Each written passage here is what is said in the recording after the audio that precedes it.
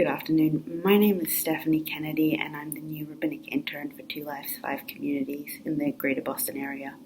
It's an honor to be included in your Rosh Hashanah celebration. As this new year approaches, I can't help but be reminded of Lila Abrahams. Zichrona Livracha, may her memory be a blessing. Lila was my grandmother, and she turned 100 on Rosh Hashanah last year. She spent the last year of her life in a community quite similar to the Two Life community. As I begin to imagine the relationships that I hope to soon build with you all, and as we enter fully into the season of renewal and reflection, my heart is holding memories of her. She had a deep intellectual curiosity and a great desire for conversation. She found joy in a good laugh, a good coffee, and some meaningful learning.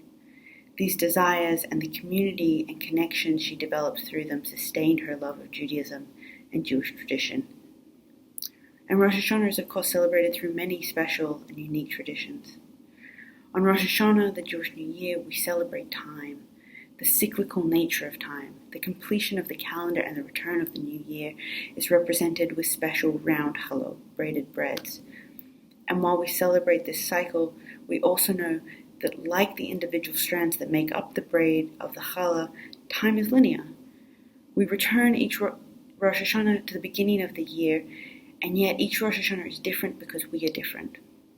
While this may be for some of us our 33rd or 66th or 77th Rosh Hashanah, it may also be our first Rosh Hashanah without someone we love, or our second Rosh Hashanah with a new and beloved child or grandchild in our lives.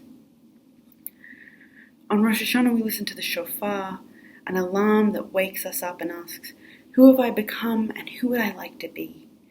Who have I harmed this year and how can I apologize? Who needs my support and who can I ask for help? What can I do to seek the connection that I need? And who in our community would benefit from a friend? It's a call that reaches beyond just Jewish community, telling us that as Jews, our attention and care should be for all people. On Rosh Hashanah, we dip apples in honey and some of us eat honey cake.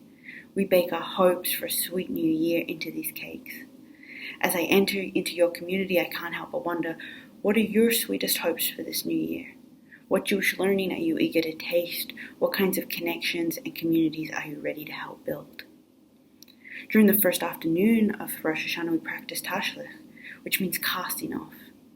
This ritual takes us to a creek, a river, an ocean, or any nearby body of water, where we empty our pockets.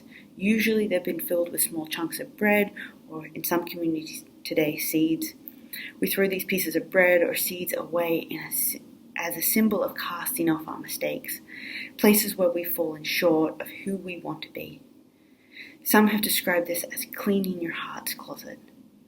I like to imagine our empty pockets at the end of this ritual as a reminder of what it feels like to unburden myself of the disappointment and regret that so often weigh me down when my heart is filled with memories of mistakes.